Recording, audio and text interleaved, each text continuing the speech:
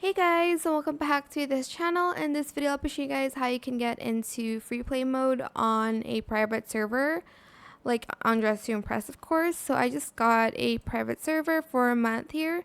So instead of playing the game instantly, select the game thumbnail, and then here, if you've already created a private server, which I already did, I'm just going to select join friends here, and I'm just going to join my server. So I'm just going to press join. And then here it's going to show up like the game mode, so you can choose regular or free play mode. You can also make it an exclusive server, but I just select everyone anyways.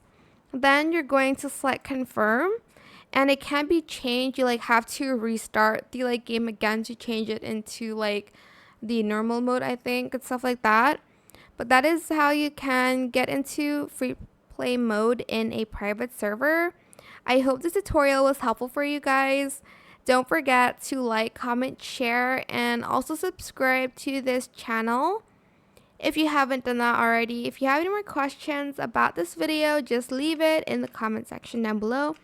Try my best to answer them all for you guys, and if you found this video helpful, please click the thanks button as well.